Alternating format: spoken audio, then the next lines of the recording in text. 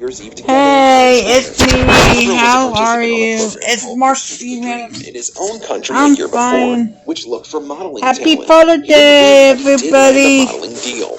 He'd met Castro, a celebrity television journalist, on Facebook, and while the two were called a couple by several sources, others referred to Castro as Ciabra's sugar daddy. Friends they'd met in New York suspected there was tension between the two near the end of the trip, supposedly due to jealousy. The body of Castro was later found in a room at the Intercontinental Hotel in Times Square. Investigators say he was hit with his laptop and a wine bottle before being castrated with a corkscrew. He died from his injuries, and law enforcement caught Ciabra at St. Luke's Roosevelt Hospital, where he'd gotten treatment under his real name. The model was charged with second-degree murder and pled not guilty due to insanity. According to Ciabra's defense, he had a psychotic break and believed he was on a mission from God to assassinate Castro, whom he thought was possessed by a demon.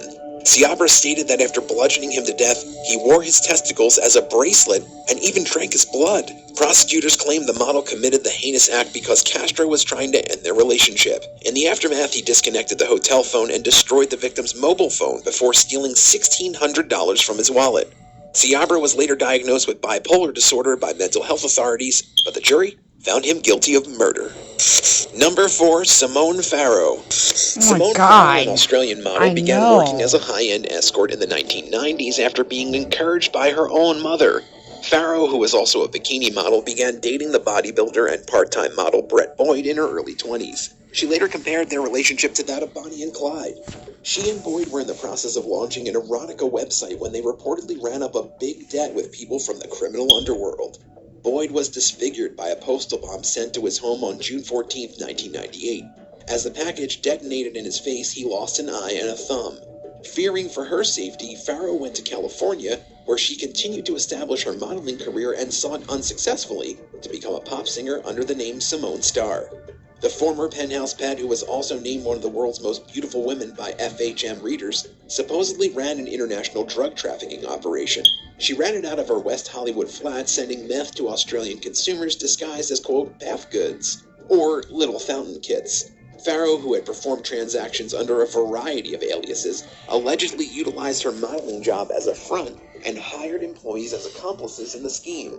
The Drug Enforcement Agency in the United States soon became aware of her unlawful behavior, and she was arrested by Australian federal police upon her return from Hawaii in October of 2009.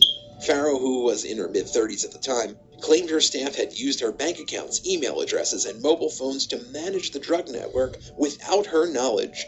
She then told the courts that her accounts manager, Xander Ryan, had acknowledged supporting her profession and opulent lifestyle in the United States by sending drugs to Australia, which she allowed to continue. Ryan took her life in Hollywood in October 2009, just days after authorities contacted him for interrogation.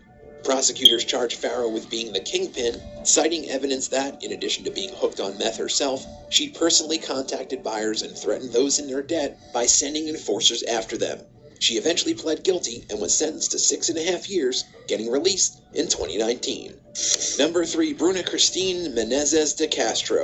Bruna Christine Menezes de Castro, a Brazilian model, surrendered to authorities in February 2021 for failing to attend past hearings and court-ordered community service appointments. The 31-year-old model, nicknamed the Barbie of Crime by local media, was convicted of purchase fraud in September 2015. You're my girlfriend. Okay, bye.